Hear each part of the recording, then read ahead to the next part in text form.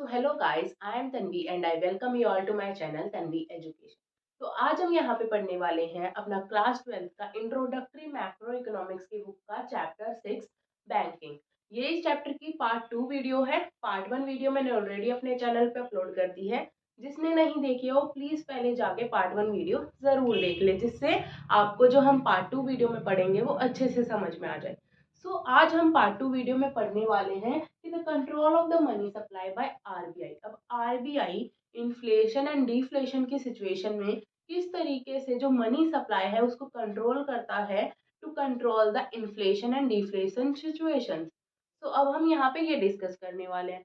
Part 2 video में हम first of all तो डिस्कस करेंगे क्वांटिटेटिव इंस्ट्रूमेंट्स के बारे में। इसको कंट्रोल करने के लिए, क्रेडिट कंट्रोल को कंट्रोल करने के लिए हमारे पास दो इंस्ट्रूमेंट्स होते हैं। एक होता है क्वांटिटेटिव इंस्ट्रूमेंट, एक होता है क्वालिटेटिव।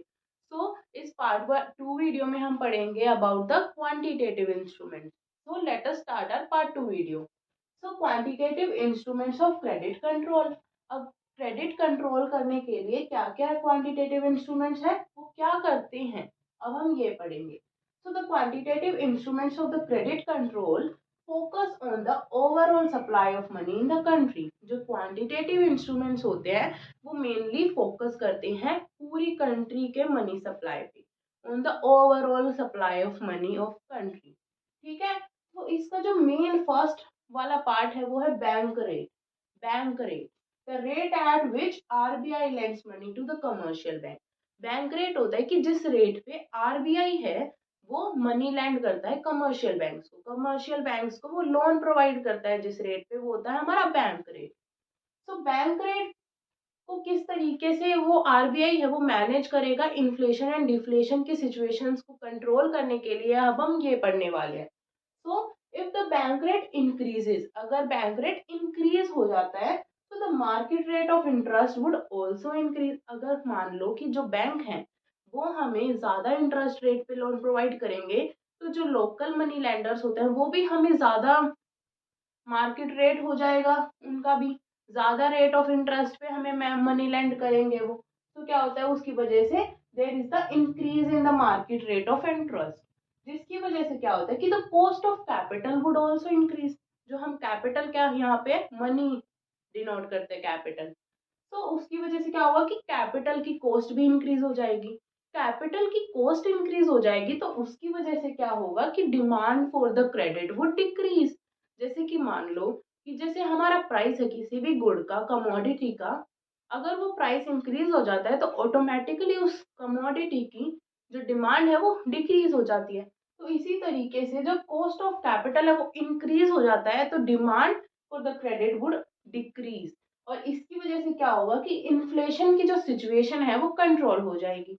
अब डिफ्लेशन की सिचुएशन किस तरीके से कंट्रोल होती है, वो इसका ऑलमोस्ट रेसिप्रोकल है, इनवर्स है इसका। तो द बैंक रेट डिक्रीजेस, अगर बैंक रेट डिक्रीज हो जाता है तो उसकी वजह से क्या होगा कि मार्केट रेट ऑफ इंटरेस्ट भी डिक्रीज हो जाएगा। Market rate of interest decrease होगा तो उसकी वजह से cost of the capital decrease हो जाएगी, प्राइस कम हो जाएगा उसका क्रेडिट का। तो उसकी वजह से automatically demand for the credit would increase and the deflation control would, okay, deflation situation would be controlled. अब हम जो नेक्स्ट डिस्कस करेंगे वो है ओपन मार्केट ऑपरेशंस। अब ओपन मार्केट ऑपरेशंस में हम मेनली डिस्कस करेंगे कि जैसे कि हमने पार्ट 1 वीडियो में डिस्कस किया था सेंट्रल बैंक के फंक्शंस के बारे में। Central bank act as an agent to the government. एजेंट किस तरीके से काम करते हैं, वो sale and purchase of the government securities in the open market करते हैं, उस वजह से वो एजेंट है गवर्नमेंट के लिए।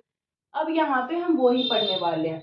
Open market operation which means the sale and purchase of the securities in the open market by RBI। अब गवर्नमेंट की जो सिक्योरिटीज हैं उनको बेचना खरीदना वो कौन करता है, आरबीआई करता है इन the open market on the behalf of the government. Government की तरफ से आरबीआई कंट्रोल करता है उन्हें। अब हम यहाँ पे डिस्कस करेंगे कि जब सेल ऑफ सिक्योरिटीज करेगा आरबीआई तो उसकी वजह से इन्फ्लेशन सिचुएशन किस तरीके से कंट्रोल होगी, एंड जब वो परचेज ऑफ द सिक्योरिटीज करेगा तो उसकी वजह से डिफ्लेशन सिचुएशन किस तरीके से कंट्रोल होगी। तो पहले हम डिस्कस करेंगे sale of securities by RBI. sale of securities by RBI which leads to the stock liquidity and leads to the fall in the cash reserves of banks. अब मान लो कि हमने कोई भी सिक्योरिटीज परचेज की है तो हमें उनके बदले में क्या करना पड़ेगा, पेमेंट करना पड़ेगा।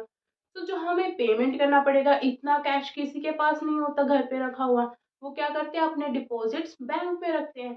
अगर हम जैसे कि कुछ खरीदेंगे तो हमें क्या करना पड़ेगा, बैंक से अपना डिपॉजिट्स निकलवाना पड़ेगा, जिसकी वजह से जो बैंक्स के पास कैश रिजर्व है वो कम हो जाएगा। एंड जो बैंक्स की कैपेसिटी है वो किसके ऊपर डिपेंड करती है, मनी लेंडिंग की कैश रिजर्व्स के ऊपर। अगर कैश रिजर्व्स ही कम हो जाएंगे तो बैंक क्या है, मनी लेंडिंग को कम कर देगा, जिसकी वजह से इन्फ्लेशन सिचुएशन कंट्रोल में आ जाएगी। तो अब हम यहीं पे यही डिस्कस करेंगे। The sale of the securities by RBI leads to the stock liquidity. Liquidity यहाँ पे होता है cash, credit. So soaks liquidity and leads to the fall in the cash reserves of the bank. Banks की cash reserve कम हो जाएंगे, which leads to the fall in the credit creation capacity of banks. अब banks की जो credit creating capacity होती है, money बनाने की, मनी सप्लाई की जो कैपेसिटी होती है वो कम हो जाएगी, जिसकी वजह से क्या होगा, money supply would also decrease and the inflation situation would control. अब हम जो नेक्स्ट पढ़ेंगे वो है purchase of securities by RBI.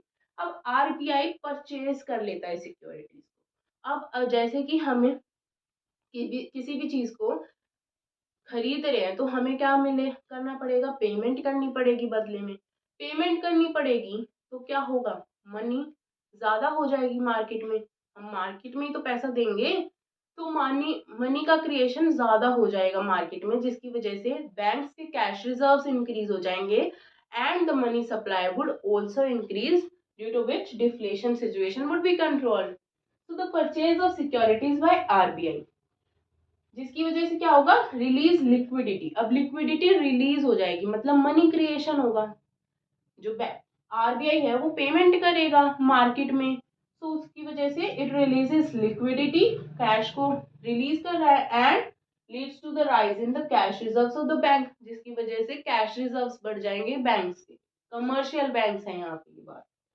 Due to which there is the increase in the credit creation capacity of the commercial banks and which leads to the increase in the money supply due to which the deflation situation would be controlled.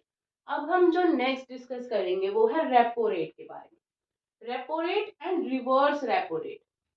Repo rate को दूसरा नाम क्या है, repo rate को हम दूसरे नाम से क्या जानते हैं, रीपर्चेज रेट। इसमें क्या होता है कि वो अपनी सिक्योरिटीज को रख देते हैं बैंक के पास एंड एक प्री डिटरमाइंड टाइम के बाद वो उन्हें दोबारा से परचेज कर लेते हैं एक फिक्स्ड प्राइस पे, तो इसलिए इसे रीपर्चेज रेट भी कहते हैं।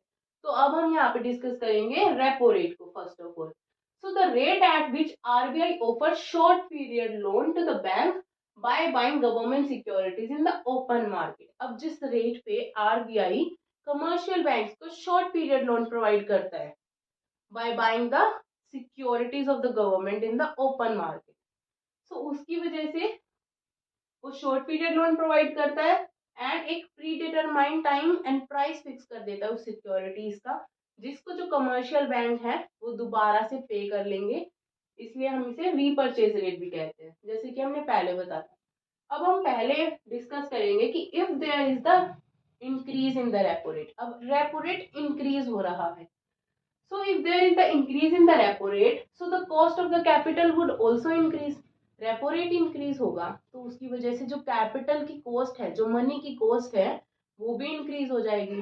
कॉस्ट किसी भी चीज की इंक्रीज होगी तो उसकी वजह से डिमांड कम हो जाती है एंड डिमांड कम होगी तो ऑटोमेटिकली सप्लाई भी कम हो जाएगी, सप्लाई कम होगी तो उसकी वजह से डिफ्लेशन सिचुएशन कंट्रोल हो जाती है, ओ इन्फ्लेशन सिचुएशन कंट्रोल हो जाती है। So there is the rise in the repo rate which leads to the rise in the cost of the capital and which leads to the decrease in the demand for the credit, जिसकी वजह से क्या होता है कि there is the fall in the supply of the money by banks, जिसकी वजह से क्या होगा कि मनी का जो सप्लाई है बैंक्स के थ्रू, कमर्शियल बैंक्स के थ्रू, वो भी डिक्रीज हो जाएगा एंड इन्फ्लेशन की सिचुएशन कंट्रोल में आ जाएगी। अब हम पढ़ेंगे कि रेपो रेट अगर डिक्रीज हो रहा है, रेपो रेट ही कम हो गया तो उसकी वजह से क्या होगा कि the cost of the capital would also decrease which leads to the increase in the demand for credit.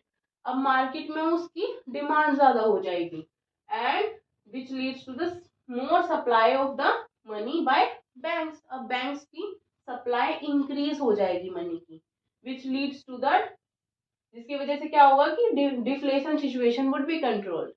अब हम पढ़ेंगे reverse repo rate. Reverse repo rate में क्या होता है कि रेपो रेट में तो बैंक्स ले रहे हैं short period loan, commercial banks. अब रिवर्स रेपो रेट में क्या होता है कि आरबीआई एक्सेप्ट करता है deposits from the commercial bank and बदले में उन्हें क्या देता है, इंटरेस्ट देता है। So reverse repo rate, the rate at which RBI accepts deposit from the commercial bank। मतलब जैसे कि मैंने बताया कि जिस रेट पे आरबीआई डिपॉजिट्स को एक्सेप्ट करता है कमर्शियल बैंक से, वो होता है रिवर्स रेपो रेट एंड इसे हम क्या कहते हैं, रिवर्स रीपर्चेज रेट। सो पहला जो पॉइंट है वो है कि if there is a decrease in the reverse repo rate, so उसकी वजह से क्या होगा कि less funds are parked by bank with RBI to generate interest rate. अब रेपो रेट कम होगा, मान लो कि हमें इंटरेस्ट रेट कम मिल रहा है तो हम अपनी मनी लेंडिंग को कम कर देंगे, जिसकी वजह से जो कमर्शियल बैंक्स हैं उनके पास जो कैश रिजर्व्स होंगे वो ज्यादा रहेंगे। ज्यादा कैश रिजर्व्स रहेंगे तो वो ज्यादा मनी क्रिएशन करेंगे, ज्यादा मनी क्रिएशन करेंगे तो उसकी वजह से क्या होगा, money supply would increase in the market and deflation situation control में आ जाएगी। सो less funds are parked by RBI, by the banks to the RBI, with RBI to generate interest rate। अब इंटरेस्ट रेट कम generate करने के लिए वो less funds park करेंगे आरबीआई के पास, विच जिसकी वजह से क्या होगा कि more funds are provided as CRR generation with RBI for the creation of the credit, जिसकी वजह से क्रेडिट क्रिएशन के लिए ज्यादा पैसे होंगे उनके पास। उसकी वजह से क्या होगा कि supply of the money would increase in the market and deflation situation would be controlled.